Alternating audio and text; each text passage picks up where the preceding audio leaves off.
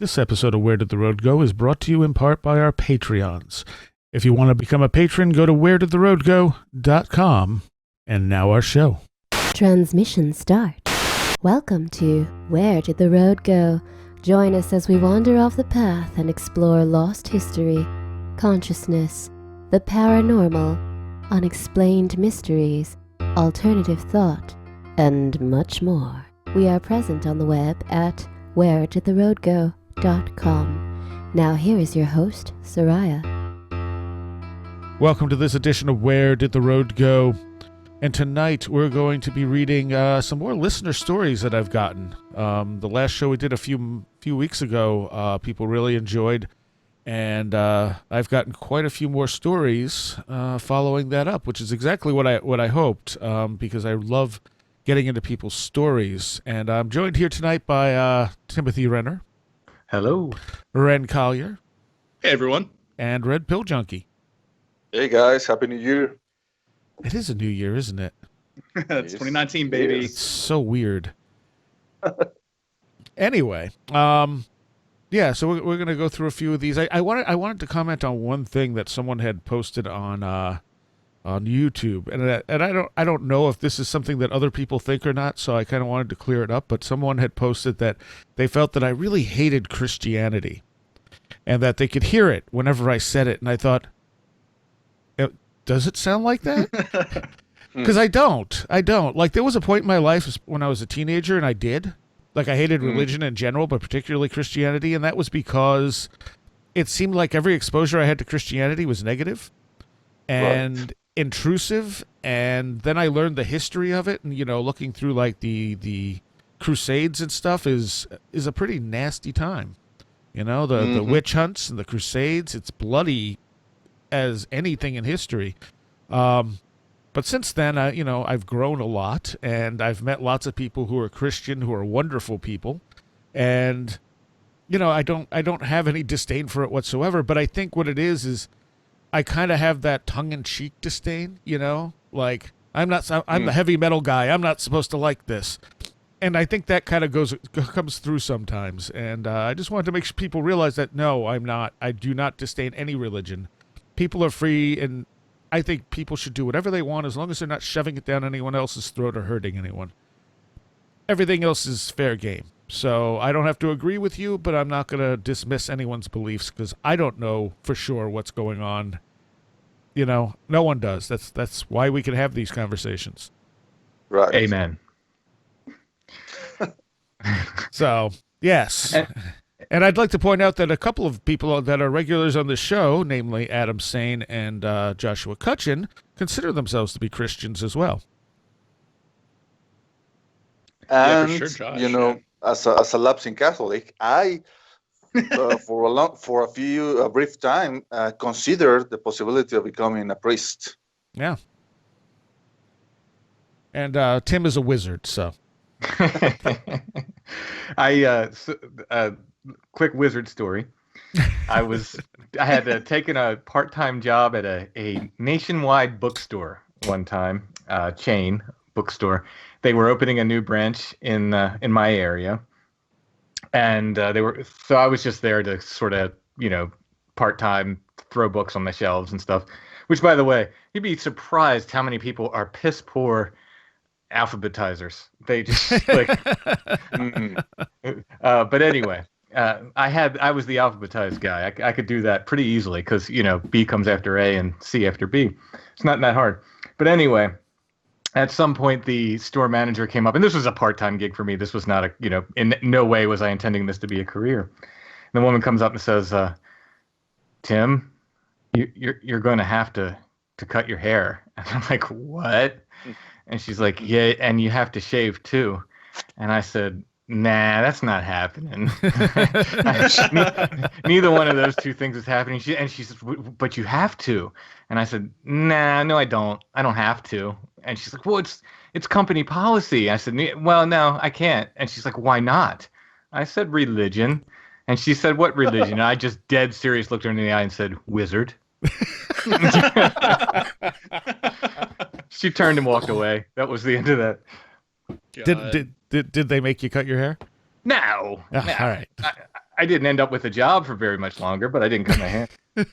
I know some Twitter followers saw my old pictures of me with my long mane, and I had gotten the okay to grow it out from my parents because I got my Eagle Scout, and they said I could grow my hair as long as I wanted, so I did exactly that. And I remember going to apply for a job at like a grocery store that like one summer when I had really long hair, and the manager was like, "Well, I'll hire you, but you got to cut your hair." And I was like, "Well, no thanks." Just walked out of the interview. I had a job at a grocery store. I cut my hair for it, and then they kind of screwed me over a bunch, and I just let my hair grow until they got really upset about it, and then I quit. Yeah. And These that was the people last time were I good- cut my hair, and that was probably like 92. These people were good Christians. Remember the story of Samson, right? Your strength comes from your hair. Cut off your hair, then you won't be able to tear down the temple. I didn't feel right with short hair. Yeah, but those guys, you know, it was kind of some kind of like sect that Samson belonged to. They also were prohibited to drink wine. So Well, that's cool, right? Nah, I don't want to know that. Deal breaker. yeah. Yeah, really. I'm fine. I don't drink wine. There was and maybe you guys saw this a few years ago. I want to say it's something went around and it claimed to have been like an official, some kind of thing from some army colonel about why he retired from the army and then never cut his hair or shaved his beard again. And he said it was because they had these scouts that worked for the army and First Nations guys. And when they cut their hair, they'd lose like their ability to be trackers. Yeah. And I never knew if that was like a real doc. It seemed like one of these kind of fishy, you know. Yeah, that's cool. Kind of That's things, cool but- though. I mean, I could be down with that. Yeah. Maybe not for a white guy, but it might be a little. Well, I mean, we do receive information through our hair. You know, the That's way true. You know, it's Mm-hmm. it's not conscious in any way. I think so. You know, maybe on some level, maybe on a subconscious level, it would affect you, especially if it was part of your culture. And Well, here's yeah. this, Uncle Sam is telling you to cut your hair short. This Yeah, reminds me of something that I saw in some MTV documentary a long time ago about Lenny Kravitz. He used to wear really long dreadlocks, right? Mm-hmm. Mhm. And at some point, he was going through a really rough time in his life, and he went to talk to, I guess, some kind of like, I don't know, psychologist, or no, maybe something more like a witch, or someone, you know, a healer of some kind, and she told him, "We need to cut your dreadlocks." He was like, "Okay, yeah, you know, so maybe sometime in the future." And she was like, "No, we need to cut them right now." So she went and fetched some scissors, and he started to cut them. And he said in that documentary that the moment that he started losing those dreadlocks, he felt like not only a physical weight, but also an emotional and a mental weight, like lifting off of him. So it makes you wonder if there's if you're saying that we can attain information through our hair, that if we can also like store information in our hair. Oh, maybe. Yeah. Hmm. And there's also just, the psychological effects that just changing your appearance has on you. Right. Because I sort of had True. the same thing happen when I had long hair for years, and when I finally cut my hair, like my entire life changed. I went through enormous changes in my life that completely, put me in a different place. So, I mean, yeah, just changing your appearance every, 5 or 6 years is a good way to keep things fresh, I guess. Right. I'm overdue. Yeah, me too. I don't think it's going to happen, though. People often get a little freaked out that apparently I don't look very much different than I have for the last 20 years. I love it. I love looking like a completely different person every 5 or 6 years, just completely changing the way I look. I mean, I got like laser eye surgery, so I don't wear glasses anymore. Cut my hair, just, I don't know. There's something about it that I like. It makes me feel like a chameleon. Fair enough. I have gone from black to Nice. gray, though. That is a big change. Oh God, I just finally started getting my first gray hairs and my sideburns. It's a feeling. That Oh, no, I have- just makes you more wizard-like, Tim. Oh yeah, Yeah. I'm completely owning it. I'm fine with that. Let it go. Let Yeah, it me go too. silver. Hmm. All right, let's get to some of these stories. This first one, I particularly like the subject of this, Panic in the Woods, because that is exactly what this is. This comes from Owen, and he said, in the summer of 2017, I was hiking a waymarked trail in the Scottish Highlands known as the Rob Roy Way. The trail predominantly follows the number 7 National Bike Path, but for several sections it leaves the path to climb into hill walking opportunities. It was on the third leg of a 7-day hike, and I was hiking between the villages of I'm gonna massacre this now. Ardtalnaig and Killen. In the beginning of the day, I was walking parallel to Loch Tay with the bike path, but by noon I arrived at the portion where the way leaves the bike path and begins climbing over the glen of the hills into the next glen. The skies that day were low. As I climbed, I found myself in a heavy bank of clouds by the time I reached the open moor that runs between the two glens. Locals had erected 10-foot poles to assist with navigating in these conditions, and failing that, there are mangled stands of conifer trees that can always serve as points of navigation. It's always eerie when the skies are in this condition. Everything felt particularly closed in on this trip, though. Usually when you hike these areas in clear conditions, you can see for miles, but today wasn't one of those days. The skies did begin to clear up as I descended into the next glen. The walk down was mostly on a well-maintained service road leading from a dam that supplied water for the surrounding area to the village of Killen below. At one point, though, the way directed me through a heavily forested area. The trail was wide enough for a vehicle, and it was clearly used often enough to carry vehicles, but the trail was still surrounded on both sides by dense stands of conifers. I had first started to become uncomfortable when I first encountered odd trail markers. Most of the trail is signposted with the same iconography, but this section had markers that looked constructed with wood and what looked to be antlers. It then began to occur to me just how quiet it had become.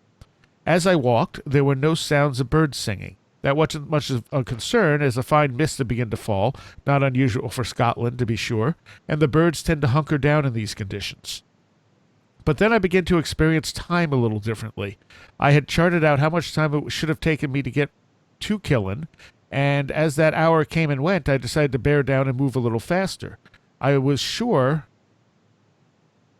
where the time had gone. I had maintained my normal pace, and I should have either been in Killen or reasonably close. Close enough at least to hear the road I had left earlier in the day. At one point I became convinced that I had missed a marker because I was moving quickly, but seemingly not getting any closer to my destination. I decided to double back and retrace my steps to see if I overlooked a marker or missed a turn. The mist had given way to a steady drenching rainfall by now. The same disconcerting closeness as I had experienced earlier in the day arose, only now much more intensely. I also began to feel as though I was being watched. I had begun to experience some real panic, in fact. I reversed my direction several times, desperate now to find one of these markers I had seen before. And then, suddenly, the rain stopped and I found myself on the outskirts of the village. For the first time, I could hear the traffic in the road and the river that runs on the forest's edge. I couldn't tell you to this day how I found my way out of the woods. I don't have the clearest recollection of what happened, and I even have a hard time deciphering my trail notes from that day. The next day I had to hike back the way I came in to pick up the trail to the next village.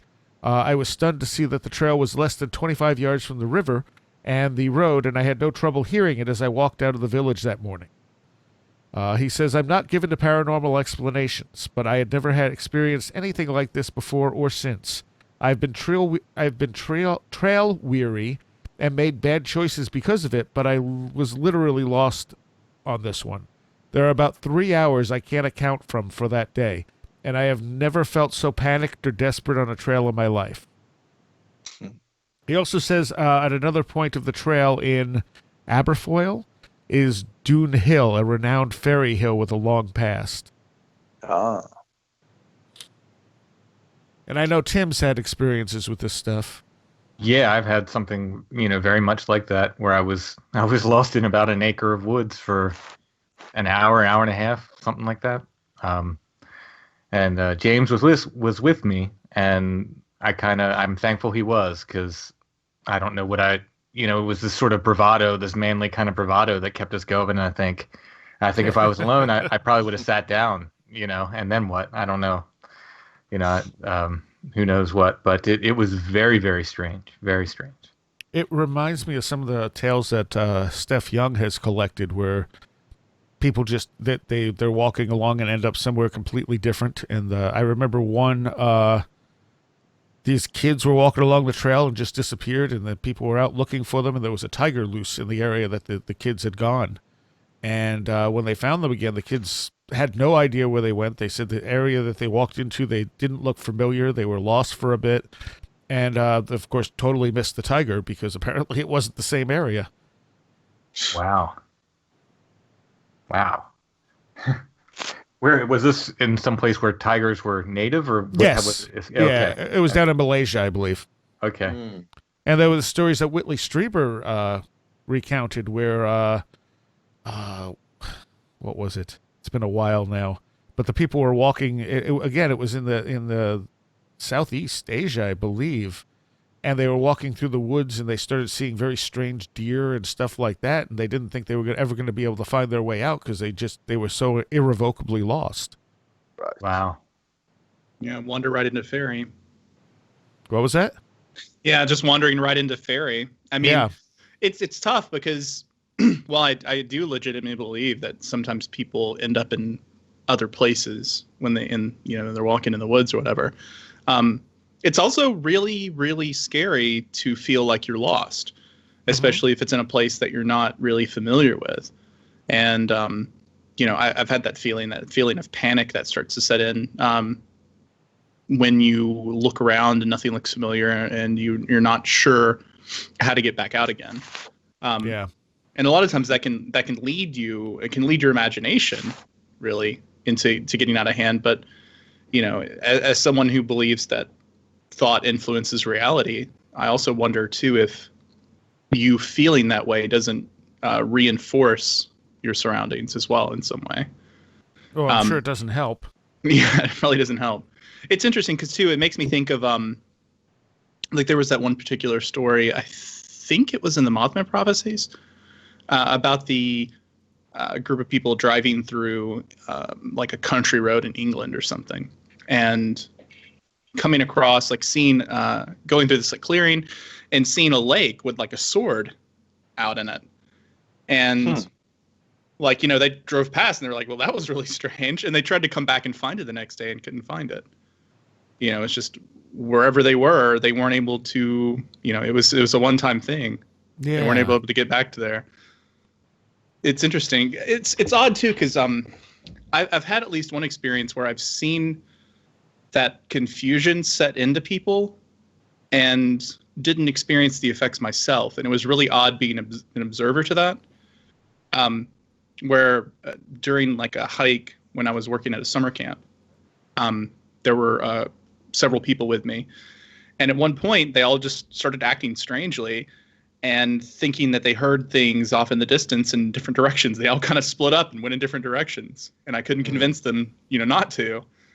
And just kind of finally had to chase them down and be like, no, come back. Let's all stay together. Let's not split up and walk off in individual directions into the woods and get lost. I was trying to find the article that Patrick Harper sent me called "Landscape of Panic," and he talks about a bunch of panic in the woods cases as well. But it's way too long to read. Yeah. Well, Keel mentioned that zone, a cone of terror, I think he calls it, that he experienced out in Point Pleasant, where there was like a specific area that as soon as he stepped into it, it was like he would feel just utter panic. Like his hair would stand up and everything. He stepped 2 feet out of it, and it was like he'd go completely normal again. And didn't he sit there in front of it for a bit? Yeah, he couldn't figure out what it was. It was like just this zone where if you got into it, you suddenly had this like, and I don't like being a materialist spoil sport, but there are reasons for that. Like, for sounds. Yeah, different sounds, like really low frequency sounds can cause that. Electromagnetic fields can cause that. I know there was that famous case of the university that had like this haunted hallway, right?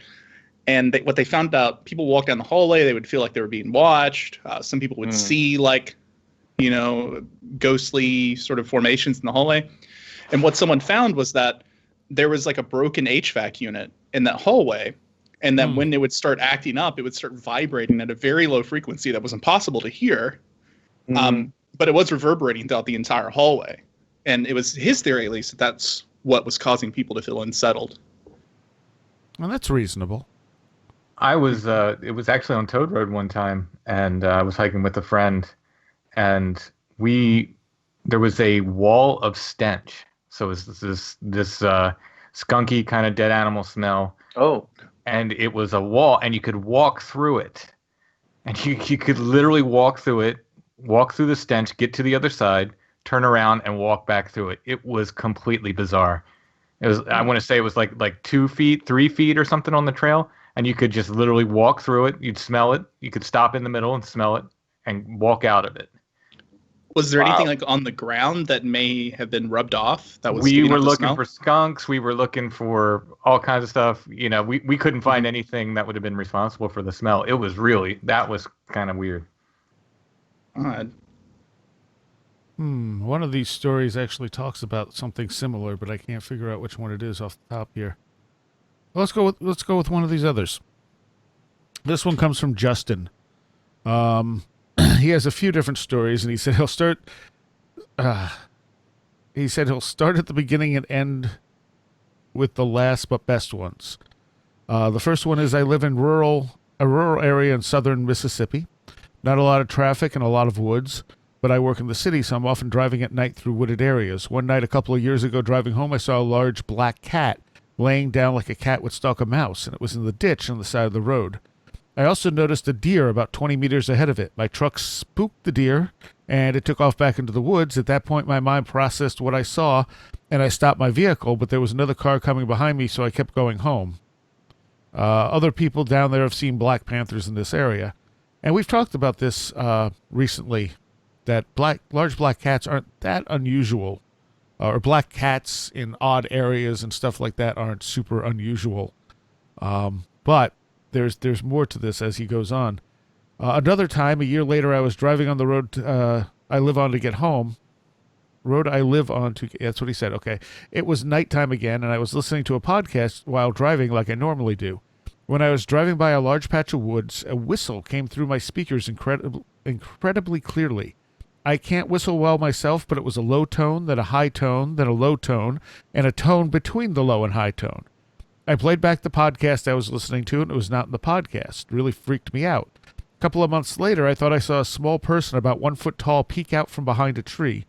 It was late. It could have easily been a raccoon, but I thought I saw a face. I'm not sure it was anything, but it was interesting to me. Then he said, this one happened with me and my brother. We were hiking a trail in a national forest, and it was in the evening time. We heard an animal that we had never heard before, and it put our hair on end. It was off in the distance, but to me it sounded like a person giving their best impersonation of a large diesel engine running up with a whinny at the end, kind of like a horse whinnies.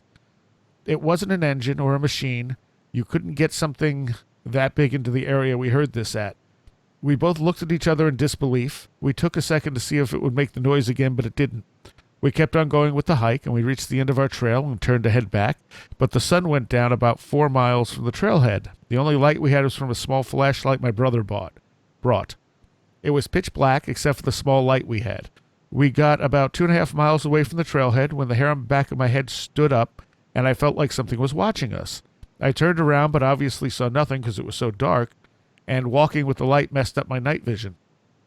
I didn't say anything until my brother asked if I felt weird. Then we smelled a pungent odor.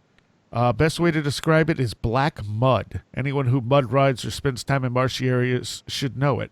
The only problem is that we didn't smell it when we passed through earlier. After about 5 minutes or so, the smell faded and we didn't feel weird anymore.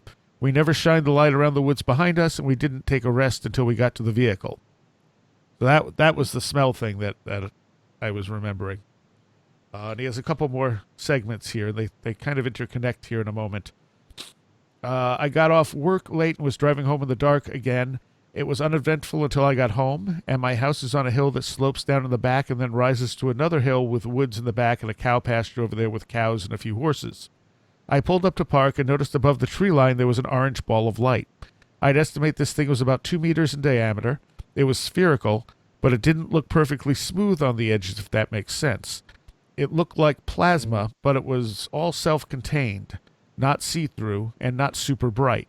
About as bright as one of those old orange glow light bulbs, but about 6 meters above tall white pines. I can't tell you how long I stared at it. Felt like time dragged, but eventually I got out of my vehicle and finally got the senses to get my phone out and take a picture. As soon as I put my hand in my pocket, it shot toward the ground super fast.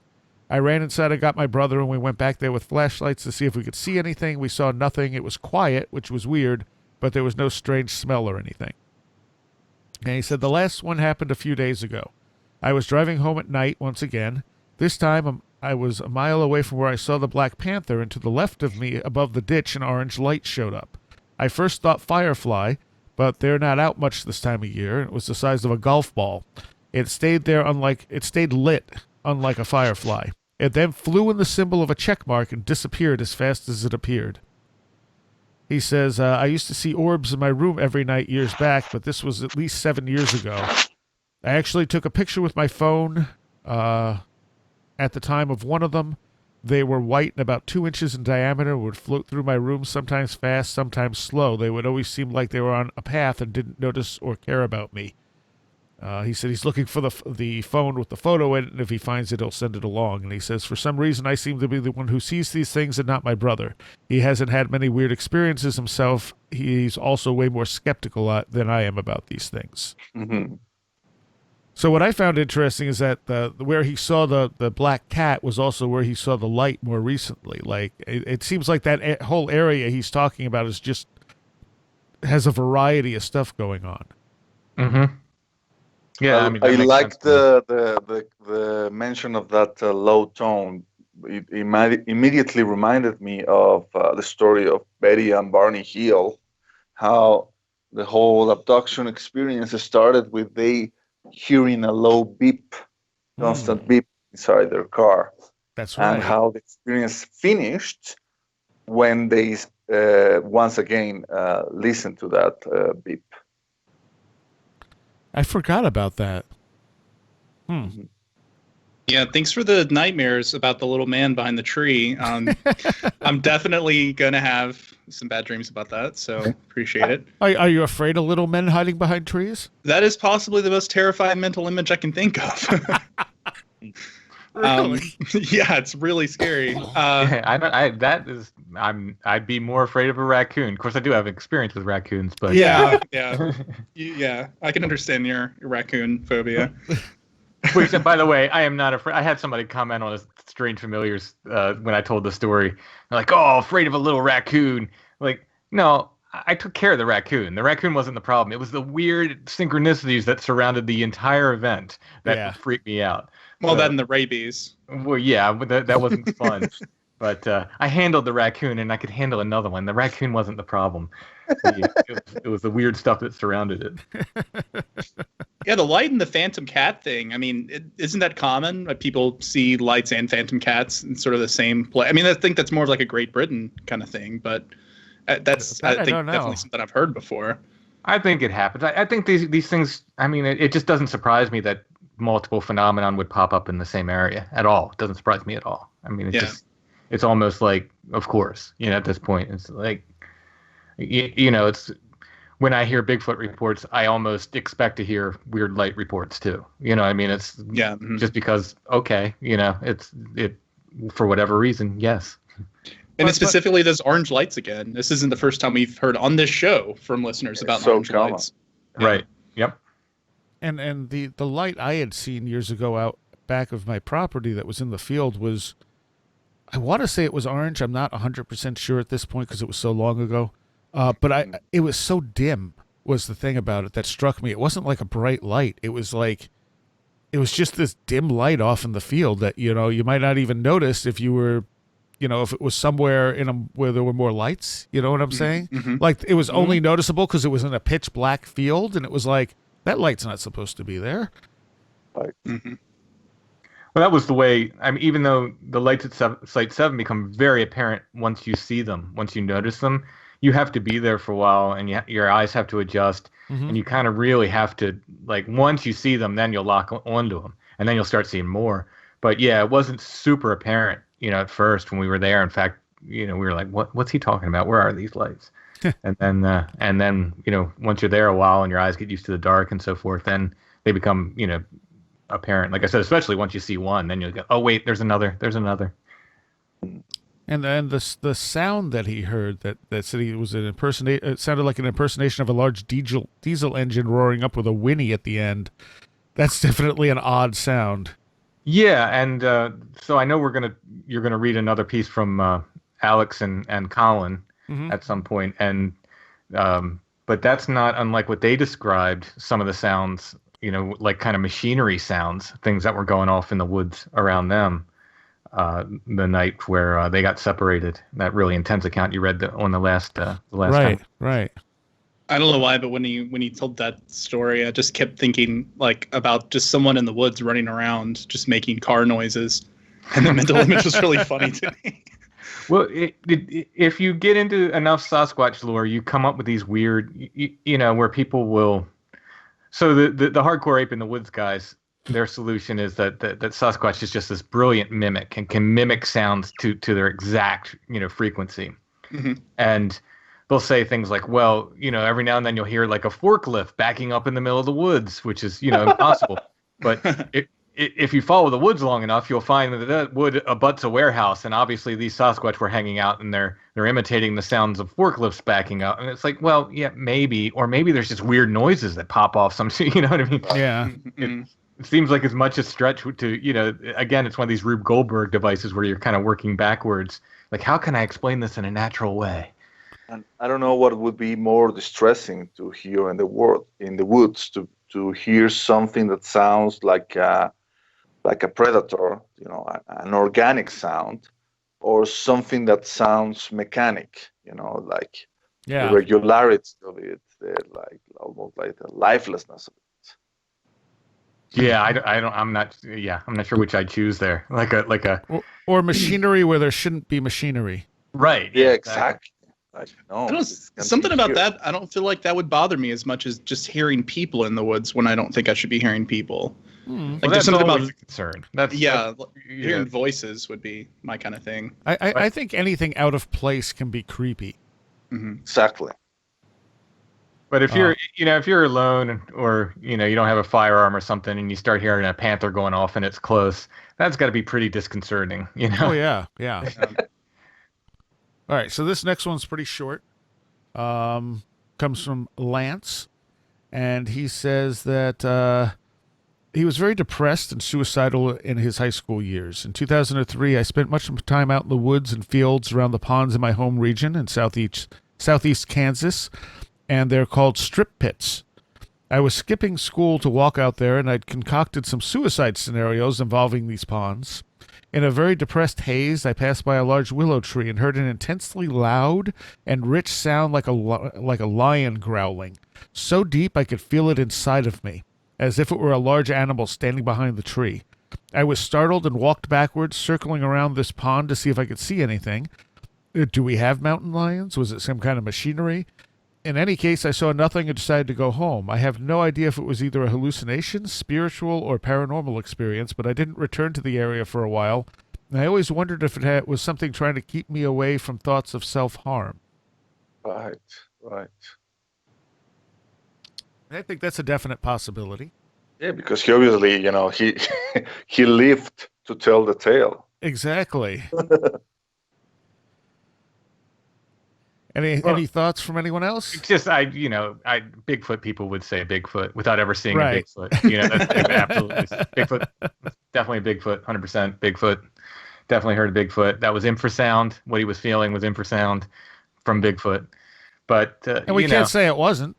Can't say it wasn't true. Absolutely. I mean, you could just as easily say it was his, guardian angel. Yeah. I mean, because you don't know that Bigfoot's out there. So. Yeah. Right. What are the angels exactly. that? What are the angels? Are the cherubim the ones that have the head of lions? Yes. Yeah, I know there are lion-headed angels for sure. Don't they have the head of a lion, an eagle, an ox, and a man? I think like the Yeah, forehead. yeah, yeah. Yeah. Exactly. Well, Well, whatever it was, I'm grateful it stopped him from hurting himself. Yeah, definitely. I hope they're doing better. Mm-hmm. It sounds like they are. That's good. That's good. Well, that was 2003, so it's been a while. All right, so this next one's from Patrick, and he says, I don't really know how to start this because I'm not much of a writer, so I'm just going to pick a spot. Said, I bass fish just about every weekend, and usually with a good friend of mine named Steve. I am persistent about being on the water before sunup. So he met me at my house at 3:30 a.m., I think it was early July, and he said he lives in Greensboro, Maryland, on Maryland's eastern shore. I had the boat hooked up, and we left. As we drove up 313 north of Goldsboro, I noticed what I thought was a deer crossing the road, which is very normal in this area, so I slowed down and I had my high beams on. Figuring the deer would be gone as I got up to him, I just kept driving with caution in case there were more. But as I got closer, I realized the deer was not moving, so I slowed more. He was just standing, smack dab in the middle of the road. So I slowed even more and flashed my high beams, because everyone knows deer are unpredictable and could dart right back out in front of you, and which I didn't need. So at this point, I was almost on top of him, realizing this sucker was not going to budge and didn't give a crap. So as I slowed the truck and boat down to a crawl as I approached him. It was at this point that I realized it was not a deer. Everything went silent, and I pulled up right next to this thing, just inches from my driver's door with the window rolled down. Never coming to a complete stop, but pretty damn close. It was about the size of a big deer or a small pony, but not as thick. His skin was mangy-looking gray with some patches of fur. He was eating something dead in the road, and I never really looked closely to see what it was. So his body was sloped downward with his butt up, which was just about window height. His back legs were fairly wide up top, but below what I call the knee was really thin. The body, butt to shoulders, was approximately 6 feet long. I don't remember much about the area except being gray, mangy, and fatter toward the butt, slightly narrower, going up toward the shoulders. His front legs I didn't get a good look at. They were either bent up under his body or just really short. I definitely don't think they were big or as long as his back legs, because they would have stood out even when bent over. Now this is the part that... Oh, wait. Now this is the part that is the oddest and also the most vivid in my memory. His frickin' neck alone was equal to the length of his body, 5 to 6 feet long. Now, remembering his butt was facing me, his body was about in the 11 o'clock position facing the other lane. As we drove by him at a snail's pace, his eyes were just pure black, no pupils, just black. He didn't open his mouth like to bite, but I did see he had sharp-looking teeth, and his eyes left you with a very uneasy feeling. We just continued to drift by.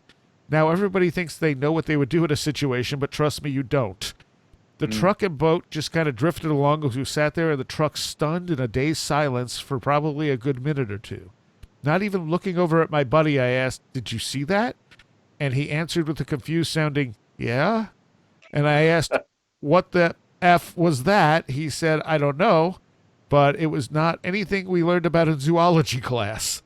I said, "We need to find a place to turn around and go back and check this thing out." And that's when my friend kind of snapped out of his daze and grabbed my arm, and he said, "No, don't go back. I don't know what that thing was, but whatever it is pure evil. It's just pure evil. Keep driving and let's go fishing." The way he said it made me say, "Okay, Steve," and we just kept driving. Now, at the time, I owned a Nextel chirp phone that was popular on construction jobs, so no camera. We were both about 40 years old at the time, no drinking or drugs, and anybody that knows my friend Steve knows you could offer him $1 million to lie, and he could not do it. He's the nicest, straight-laced, honest human being you could ever meet. His whole family is like that. I didn't mention this for a few years because I figured nobody would believe me and think I was screwing with them. But as time went on, it ate at me. I should have done this or I should have done that. I wanted to know what it was or have an explanation, so I actually told a friend the story, and he was curious also. For about a week, we looked up every cryptic creature, myth, local story we could find, but nothing really matched, so eventually we dropped it. I tried contacting a couple of local colleagues just on a whim of curiosity, not going into deep details with them, but under the context of just trying to identify an animal, but no return calls. My last-ditch effort was to email the lady from Searching for Bigfoot. She mentioned she studied cryptozoology, and I figured, hell, she searches for Bigfoot. She should have an open mind, or at least that's what we're led to believe. Then I heard that we request stories, so he sent it along to us. Yeah, so that is a freaky story. I'll say. I feel like I'm looking up like prehistoric mammals in North America. I feel like there's something that sort of meets that description, and I can't place it. So I could be wrong.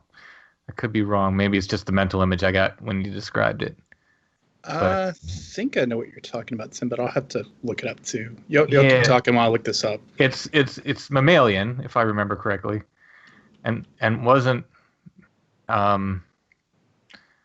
unlike sort of a I feel like it was proportioned like a hyena a little bit with a like the longer neck, but I could be wrong. It's just, again, it's the mental image I got, and I'm not finding anything that looks like what I was thinking when I just looked up prehistoric mammals of North America. But we'll see if Wren turns up something. But yeah, I mean, my thought, is it one of those time slip things? I get reports usually every year, maybe not every year, maybe once every couple years of some sort of pterosaur, that people see in the area. There was one, I want to say, within the last 10 years in York County, someone had reported like some sort of pterosaur flying above a lake here. And, I just wonder if sometimes things aren't just out of time, just Certainly a possibility. Yeah. Like they're just not in the right place or time. This is also where I think that, could this be something that he didn't have any kind of construct Reference. for? Yeah.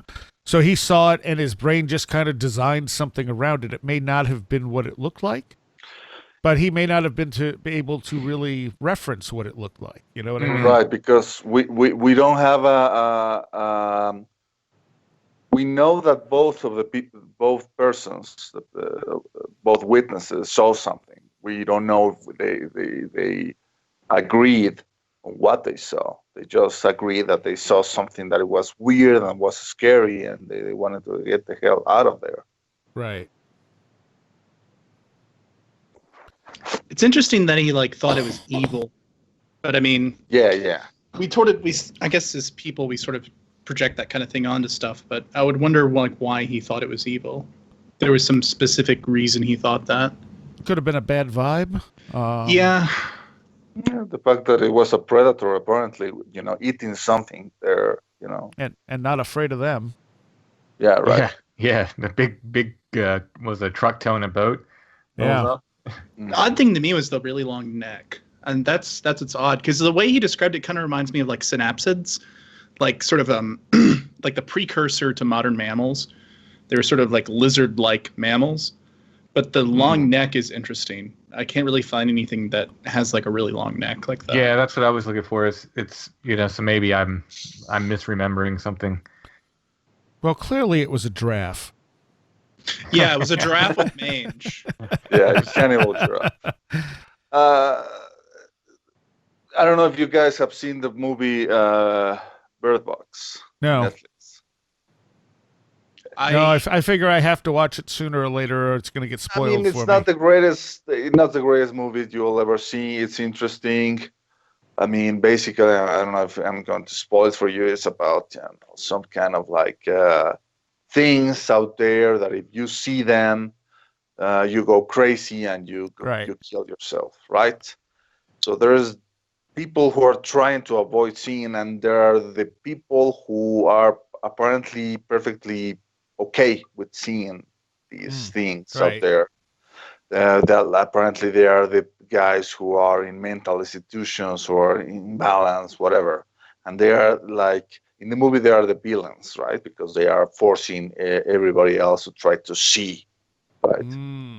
And when I saw the movie, the thing that left, or it got me after seeing the movie is, okay, who are we in this scenario? People like us, people in like right now, people listening to this show, and people we in this round table. Are we the ones who will be like trying to escape and trying to survive, or are we the ones who will be trying to force people to see that they don't want to see? No, I was no, thinking it's the fine. same Go thing, look. Bill. Yeah, I was thinking the same thing the other day. I was like, I'd probably look, and I don't even know if it would even make me go crazy, because I'm like, Yeah, exactly. Yeah, I haven't watched it yet. Like I said, I'm. It's one of those things where I know it's going to get spoiled at some point, so it's high on my list. Yeah. mhm. But No, no. I was watching the Hill House series and enjoying that thoroughly, so I didn't want to stop to watch Bird Box. Yeah, I thought Hill House was very, very good. I haven't finished it yet, but without giving anything away, the origin of the bent neck lady was awesome. Yeah, I actually I'm not super happy with the way they resolved the whole thing. The last episode for me was the least interesting of the whole series. A friend of mine said that too. But overall, I just thought it was really, really good, really well done, really interesting, and a really great take on the phenomenon of ghosts. I think the idea that people could be haunting themselves is amazing. Yes. Don't ruin things. Well, that's all I'll say. And you've already gotten to that point. If you've gotten to the bent neck. Yeah, but other people may not have. So, Tim, I was just thinking, I know at least on some other shows, I've heard a lot of stories of not necessarily Sasquatch, but just like large, skinny, hairless beings in the woods. Mhm. And this thing's on four legs, but it sort of reminds me of those stories I've heard. Those what do they call them? Like they kind of glow. I know on a certain Sasquatch show, I've heard a couple stories about those things. Yeah. But then I never really know what to think about them, though. Well, I wonder. To me, it's. I mean, whatever they call them, there was a mention of them in some old bestiary, like at some point. Yeah. But in general, they seem to be more of a modern phenomenon, and Right. they. I wonder if it's not almost like a Slenderman thing, like it's some kind of tall. Yeah. book, That's immediately what I Right. thought of as Slender Man. Yeah. Yeah, maybe inspired by the Guillermo del Toro's Pan's Labyrinth, the slim guy, the guy Mm-hmm. who's in that hole preying on people. Yeah, I think Del Toro has influenced monsters not just in monster movies, but in what people report and how they describe them as well. And that may exactly. yeah. I mean, I absolutely think there's this whole style, there's a whole way that monsters look post Del Toro, and that has bled over into the cryptid world. It absolutely has. Yeah, exactly. Yeah, it makes me think there's that one, I think it's like a British horror movie called Extro, in which there's a scene where this kind of creepy looking monster like crawls across a road while someone's driving down it late at night. And it gets put on YouTube and other places a lot as being like, actual footage of something. Oh, of course. Without people realizing that it's from a movie. I think it even got reported in like a news broadcast about something like, that somebody captured a video of this creature and it was actually from this movie. But it makes me wonder, like, if people who've seen that and thought it was real didn't then see something that, was similar to it just because that's what they were expecting to see. Mm-hmm. Or if it's by the way, Rake is what the name I was reaching for. The Rake. Yeah. Mm. But I mean, it could be the kind of thing that you're describing too, where maybe it was something, with that last one, like maybe it's something almost indescribable, and the skin that people are putting on it is influenced by pop culture or is influenced by, whatever they've seen on the internet or so forth, or maybe that's the closest thing that they could wrap their head around to what they were seeing.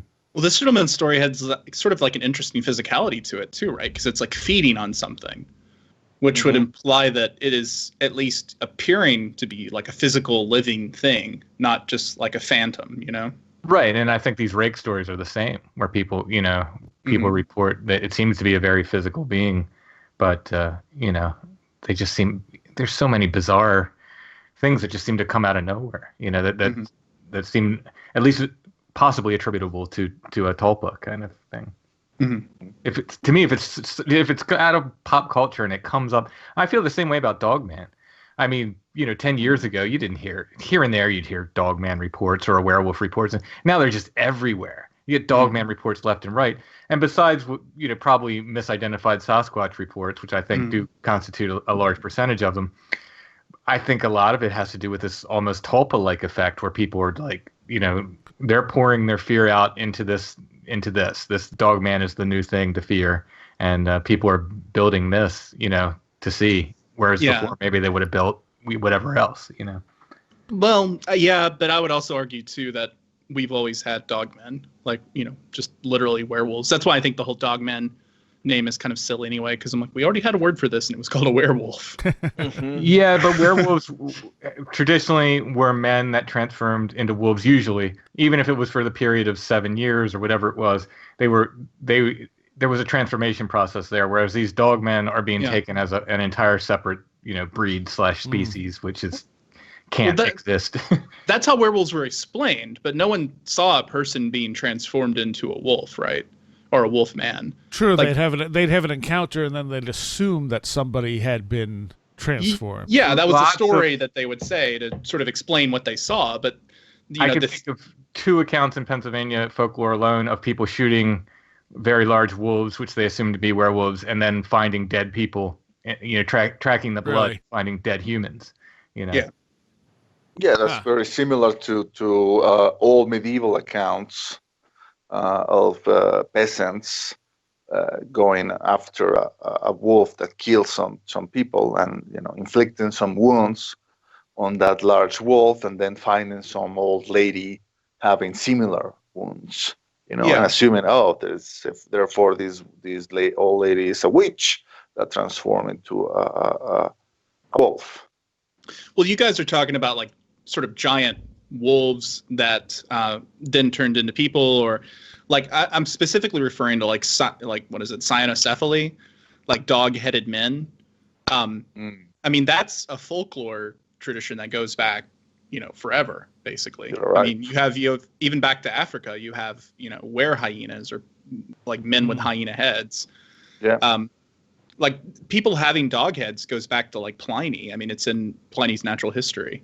Were hyenas were a transforming thing. They were said to be blacksmiths were said to be, you know, had the ability to transform into these were hyenas. Yeah, specifically were hyenas were assumed to be like a witch kind of thing, or like like an evil sorcerer kind of thing. Yeah.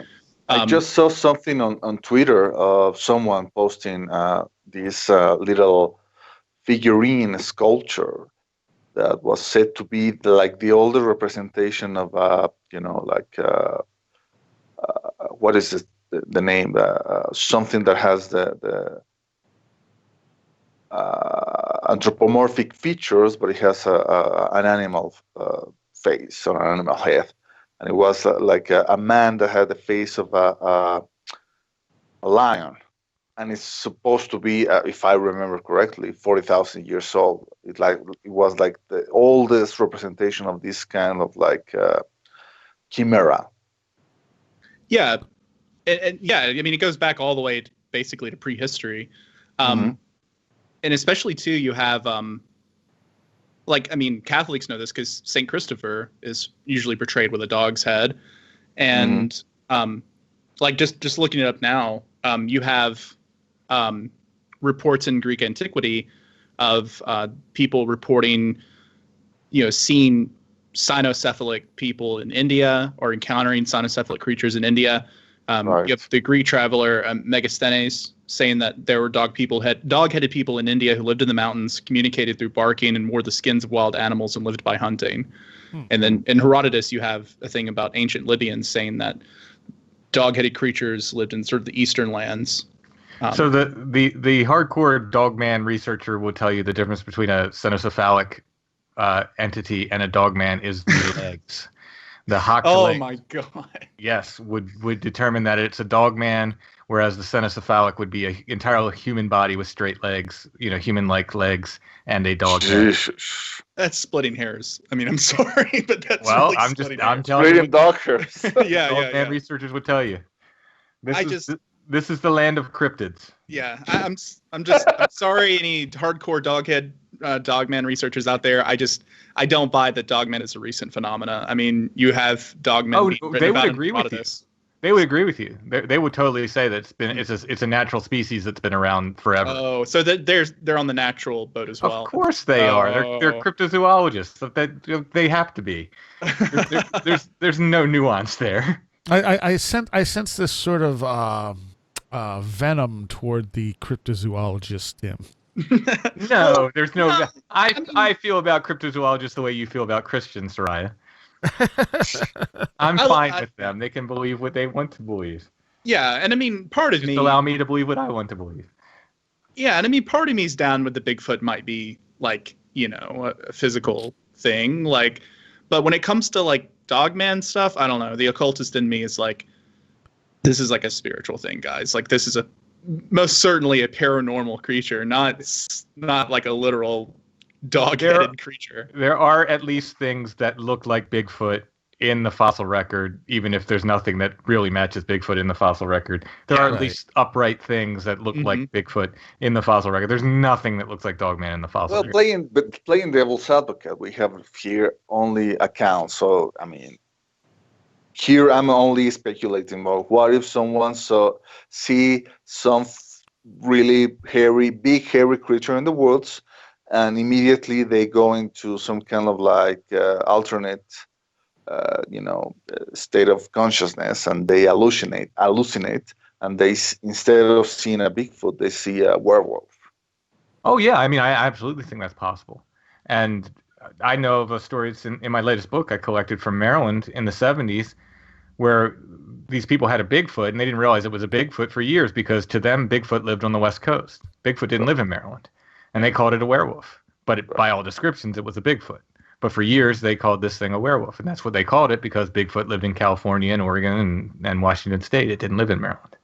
Mm-hmm. Well, to your point, Red Pill, this is something I can't remember if we talked about it on the last show, Tim, like actually on the air, but I'm still on this kick right now where I might be writing something about my new pet theory that Bigfoots are wizards. Like literally. That sounds really silly, but I'm like kind of on this boat right now. No, we were talking about, because I told you and again, it wasn't on air, but my theory that stick structures are sigils. Yeah. Yes. Like I think we might be, because my idea was like, okay, well, what if Bigfoot is like an offshoot of humanity that evolved side by side with us, but while humanity went full into civilization and like material technology, what if the Bigfoot race, whoever they are, like kind of went in a magical branch, like what if they became the world's greatest magicians, and that would explain their ability to disappear, their ability to affect people's minds, and it even kind of plays into older ideas about like witches and brujos and all kinds of stuff like that. Well, there's a hardcore connection between witches and Bigfoot. This is in the book Josh and I are writing right now. Mm-hmm. And the chapter that I'm doing on stick structures is going to be called Hex Signs. So there's Bigfoot and death, Bigfoot and witches.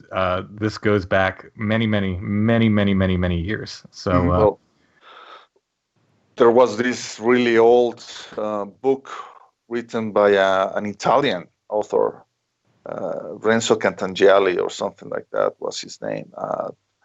Was mentioned in this what I think is my favorite Sasquatch story of all time, of a guy, a Native American hunter that went and because he went to the woods to try to hunt bears.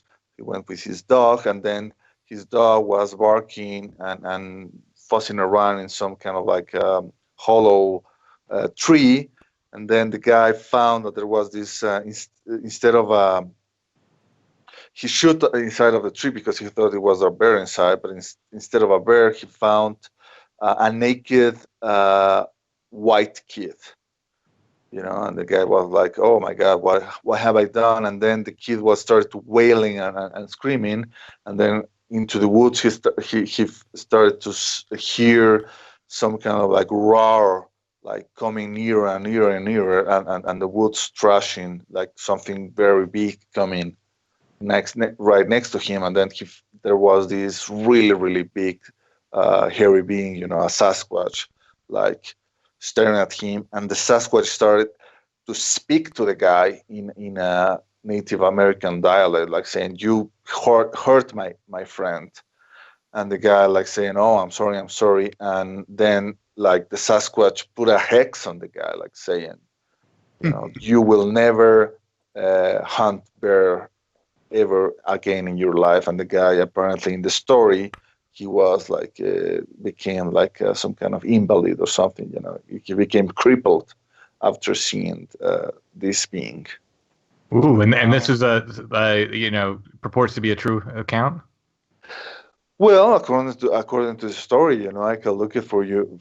I still have the book. I'm not sure if it's known in the American literature. Yeah, I've heard the story before. If you could get me and/or Josh that story, we would. Oh yeah, need it for the book. I'll make sure to send it to you guys. Okay, awesome. Yeah, it's one of those things where. Oh, sorry, Seriah. No, go ahead. I was just gonna add, like, I mean, yeah, it makes sense because we know that, like, at least humans, modern humans, we learned magic from the Neanderthals. So it goes back at least to the Neanderthals, because you find. Well, we don't know that, you know. We do know that.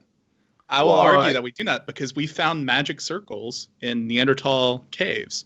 Right, but that I mean, I'm sure the humans coming out of Africa had a form of magic as well. We may have merged our forms of magic. I'll put it this way. We learned how to make magic, like what we recognize as modern magic, or at least Western magic, probably came from our interactions with Neanderthals when we came out of Africa. Because there were already Neanderthals there. That's what a lot of people realize. No. Maybe Homo erectus was the one who learned magic all along. I mean, they were the ones who learned how to make fire, you know? Yeah. Like the motor. Yeah. What I mean is that, like, Neanderthals are our first evidence of magic being used that still exists comes from Neanderthal structures and caves. Now, there might have been species that knew magic before then that Neanderthals learned it from, but they're the earliest evidence we have of, like, magical technologies that are recognizable to, like, a modern magician, like magic circles, sigils, that sort of thing. Like, and musical instruments as well, because, like, they had flutes and things like that. Yes. Neanderthals have music instruments? Yeah. They had boats. They were a seafaring race. Where are the links to that? I haven't read that, you know.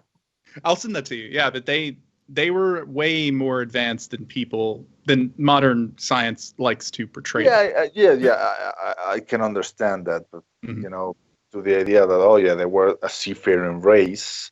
Well, not seafaring, like seafaring in the sense that they traveled in the Mediterranean, not seafaring in the sense that they traveled on the high seas. Small seas. They might have. But not like Vikings, right? No, not like Vikings. More like they had, like, canoes and things like that. Mm-hmm. All right, let's get to the next part of Alex's story. Now, Tim, you're having Alex and Colin on, right? Yeah, I recorded an interview with Alex and Colin, and instead of making everybody wait for that, I'm just going to drop it. That'll be the next Strange Familiars, probably next week. So that'll be episode 63, I think, and then we did a patron segment too. So it's really cool. I mean, we already told the story here, but to hear them tell it, and I get to ask questions real time, and you get to hear, you know, both sides of the story is pretty powerful. I was very excited about that interview. Okay, so he said, if you remember in the second story, I mentioned I was messaging a dear friend while Colin was out by the rail tracks. After the encounter, I told her about it, and one of her replies was, "I don't think it's over." He says, apparently it wasn't. As if it wasn't weird enough of an experience, something else happened later. I had brought Colin on to help at a masonry job I was working on. This is back home on Vancouver Island. We had gotten the job done, and we were sitting around the campfire at my place. He brought up the story of this strange woman that he saw during one of his smoke breaks at the masonry job. He said he was out for a smoke in the driveway and he heard what he described as a podcast, but in some other language like Hebrew or Aramaic. Or Arabic, I'm sorry. And this old woman started to walk slowly past the driveway on the sidewalk. The podcast was apparently coming from her. He describes her having a small ratty-looking dog with a red mustache, and them with a red mustache and them looking the same. When she came into view, she stopped and the dog sat down. They both stared at him, the old woman with a grin on her face. Colin tried to make polite conversation, but she didn't say anything back. She was just grinning at him and then giggled at him. He said he felt awkward, so he went up the driveway a bit to finish the smoke. But she was still there looking at him. He said it took 2 or 3 more minutes for her to cross the span of the driveway, all while staring at him. I asked what did she look like, and he proceeded to describe exactly what the old woman in the thrift store that we saw preceding our encounter in Hope,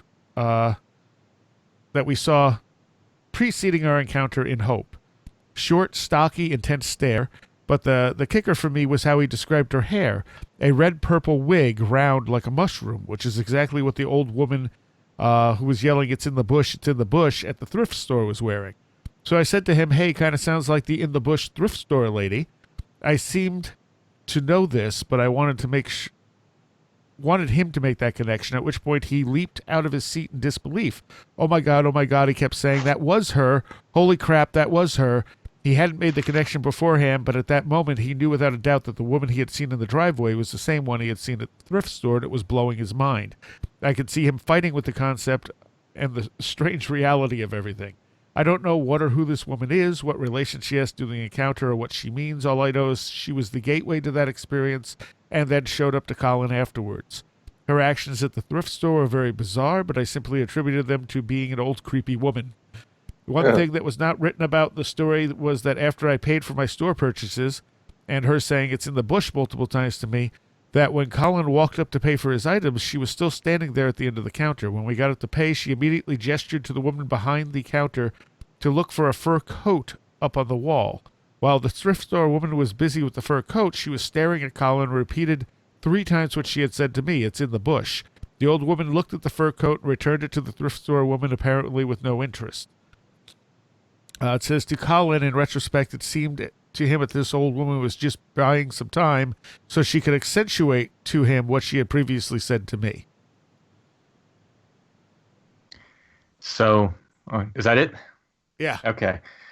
I have made connections, and this started when I heard a story on Sasquatch Chronicles about these 2 brothers that were having repeat encounters with creatures and a very strange old woman that came by and is still, in fact, coming by the property where they are. And then I started noticing these sort of haggy women in association with cryptid reports. And there's a very old story that we did very early on in Strange Familiars. I want to say it's episode 4 maybe, called The Witch Diggers. That's from the 1800s, and that talks about very similar situation, this old witchy women and monkey-like creatures that were coming through the windows of these people's house and drove a whole family insane, actually. Very interesting story. And then Aaron, David, and Kelly they were having an apparition of a woman in white, a kind of haggy woman in white. And along with that, they very soon after had a devil monkey encounter. And this kind of went on and on. I started noting this. And this seems to be another one of those cases where there's this weird kind of woman that pops up around the case. And in the interview with these guys, we talked about it, and I'm drawing a blank how they got the name, but they said they were given the name, and I don't know if this is, I think this is through like meditation or an OBE, that they were just given this name of Baba associated with this woman. And I could be wrong about that. But I can't remember exactly how they got the name. But of course, they said she was an Eastern European woman. And if you look up Baba, you'll get Baba Yaga. Baba Yaga. Yeah. Mm-hmm. It's a witch-like thing. They even at one point they described this village that they went to that was kind of in one of the places where they camped, where they had these experiences, that had a sort of structure that was high on legs, and they couldn't figure out why it was. Which even, it's a stretch, but it even reminded me of like Baba Yaga's hut with the chicken legs, right, and so forth.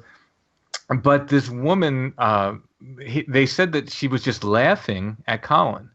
She's just like standing at the end of the job. It's just kind of laughing at him.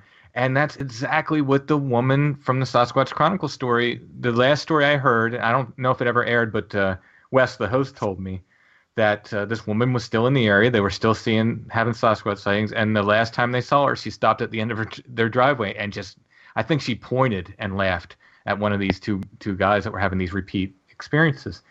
So it's just this bizarre thing. And it's another connection.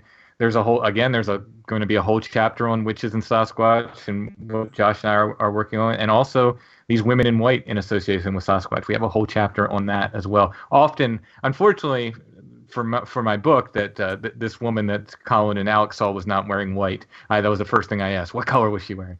But everything else kind of checks out with the way she was acting and so forth. Very, very bizarre. But I think it's another sort of, witch Sasquatch connection, or, if we're going to attribute Sasquatch to what happened with Alex and Colin.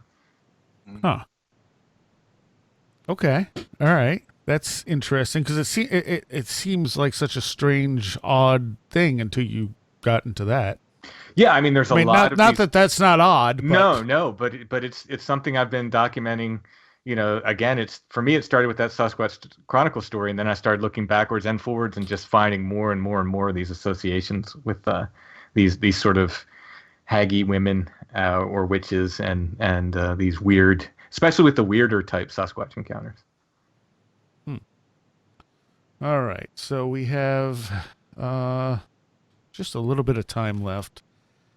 I guess we'll go with this one. This one's more of a ghost story. We're not going to get through all of these, and I just realized I had a bunch more I marked that we're definitely not getting to tonight. And people should feel free to continue to send in their stories. Yeah, these are fun. Mm-hmm. I love these. I love hearing the stories and talking about them. Stories at weirdtheroadgo.com is the best place to send them. So then I have them in one place and I can mark them off and go through them. Mm-hmm. All right. So this one comes from Steven, and he says he has 2 stories that he'd like to share. The first is one he directly experienced. The second one was his best friend's experience. He said, a little background for my first story. My grandfather smoked a pipe. He used the rum-soaked tobacco, which is a very distinct odor when burned. He passed away when I was in 6th grade from complications from smoking this pipe. For year after, every now and then my sister and I would smell tobacco smoke when we were completely alone. It would just be a quick smell, then it was gone. Every now and then it would linger, but never more than 10 seconds. I joined the Navy when I was 18 to work on an aircraft. I joined in 1993. In 1996, after my first deployment, we were back out at sea. We were doing what's called workups, where you go out and pilots qualified to land and take off from the flight deck of an aircraft carrier. Before every scheduled flight, we do what is known as an FOD walkdown, FOD meaning foreign object damage. I was up at the front of the ship getting ready for an FOD walkdown with about half a dozen other sailors up there. The wind was blowing about 30 knots or close to 34 miles per hour. The sky was beautifully clear with approximately 15 miles of visibility. There were no ships on the horizon, and we were approximately 100 miles off the coast of California. We were in the open, most forward part of the ship. There was nothing directly below us except the ocean. I started to smell that tobacco smell. It started to get stronger. Some of the other sailors started to comment that they could smell it as well. This smell lingered for almost 5 minutes. I had several good memories of my grandfather come flooding back to me. I'm not 100% sure it was my grandfather or just some strange smell trapped in the air and dragged along by the ship, but I haven't smelled that odor since. So that's an interesting one. Yeah. And the second one, he said, happened to his best friend. He was attached to the USS Constellation. I was in one of the squadrons attached to it. The ship was in port, and he had duty that day, meaning he couldn't leave the ship until his duty day was over the next day. He had just finished taking a shower and was back at his bunk, getting his clothes ready for the next day and getting ready for bed before his night shift. Movement caught his eye, and he saw a man wearing a contractor clothing, like overalls, big bushy beard, hard hat, white T-shirt, go walking by. He thought it was strange, since no work had been scheduled for that area anytime soon. He stepped out to see where this guy was going and saw him turn a corner he knew to be a dead end. Knowing he couldn't go anywhere, he went to confront him and ask him what he was doing, and of course there was no one there. The equipment room door that was there was still padlocked, and he'd only been out of sight for a few seconds. There was nowhere else he could have gone. Both of these incidents happened on board the Constellation. When she was built, there were 50 men killed in a massive fire. His hypothesis was that it was one of those men that died. Doesn't sound unlike some of the Flannel Man accounts I get, though. Really? Yeah. I mean, he wasn't wearing flannel, but it doesn't sound unlike that. Some of these accounts. Usually, he's dressed in work clothes of some sort, and he'll sometimes walk by unconcerned. Well, obviously, it's an environment that is filled with stress and anxiety because it's basically a warship, right? So something that probably maybe like fills the environment with some kind of like psychic tension. Yeah, could be. And I have to say, so we bought Allison's grandparents' house, and her grandfather was a pipe smoker. And we do on occasion smell pipe smoke here. I mean, but I think it's maybe in the walls. You know what I mean? I don't know that it's, I think it's environmental as opposed to spiritual, but maybe not. I had that experience. My grandfather used to smoke pipes, and every once in a while I would just, but he never lived here, and I would pick it up here. But we did have a couple of their old pieces of furniture. Mm-hmm. Why those furniture would suddenly release pipe smoke when no one was like touching them or near them, I don't know. But that was always, my best assessment is, well, that was his chair, so Now, Allison's grandmother, who was still alive and living in a nursing home, did say to her one day when she said, "Oh, that's right, you're living in my house, right?" And Allison said, "Yeah." She said, "Have you seen the spooks yet?" And Allison said, "What are you talking about?" She said, "Oh yeah, it's haunted, but we've never seen anything. I had a dream about ghosts being here, but we've never seen anything." Well, the most common way that people would interact with ghosts in Greek necromancy was through incubation or meeting them in a dream. Typically, you would do a ritual to summon the dead, and then you would go to sleep, like on the floor of the cave or wherever you were doing this ritual, and you would have a dream about the person and talk to them. Right.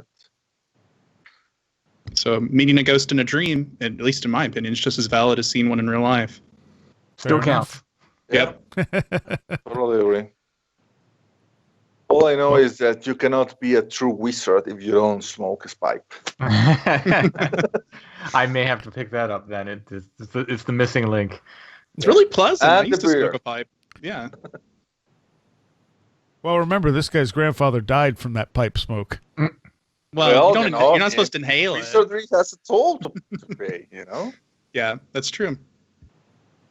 But those are nice stories. Like, I mean, it's always nice to hear sort of like a ghost story that has sort of a positive aspect, like reminds you of someone that you loved, or like a happy memory. So many of the stories we get are like scary stories, but it's nice to hear like a a sort of heartwarming story every now and then. Fair enough. All right, so keep sending stories at weirdtheroadgo.com. And I thank you guys. Tell people where they can find you. Let's start with Wren. Hey, so you can find me at liminalroom.com, and you can also find me on Twitter at Mr_Apol, APOL. Okay, Red Pill? You can find me at the Daily Grail, www.dailygrail.com. Mysterious Universe, I'll promise to write something very soon, mysteriousuniverse.org. I have my own website, absurdbydesign.com, where I post my artwork, links to other things, and obviously you can find me here, on the occasional roundtable at Where Did the Road Go? All right, and Tim? Strangefamiliars.com. All the contact information goes to me. If you're interested in my books, you can look up Timothy Renner on Amazon, or if you want signed copies, you can come direct to me. The email and all the contact information is at strangefamiliars.com. All right. Thank you, guys. Thanks, everyone. And a special thanks to all my patrons who help make this podcast possible. And a special shout out to those pledging $10 or more. Tim. An extra special thanks to Tim.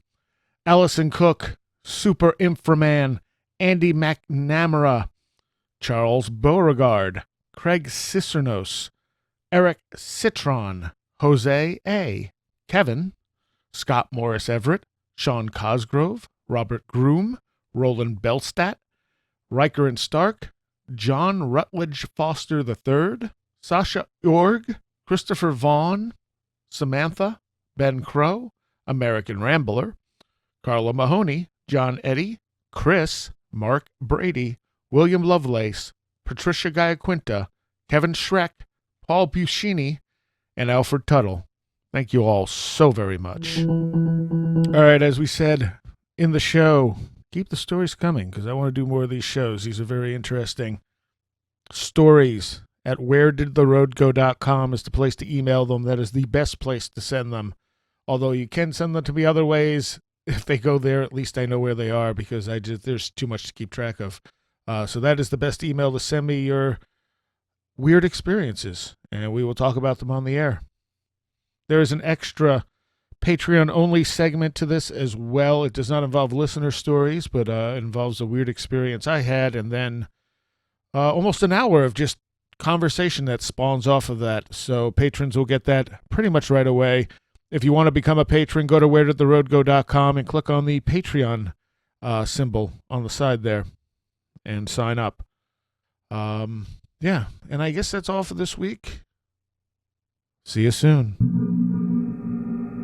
You have been listening to Where Did the Road Go? This show is made possible in part from our Patreons, and we thank you and everyone listening for helping us continue this exploration of the strange. You can always find everything Where Did the Road Go related at www.wheredidtheroadgo.com. And thank you so much for your support.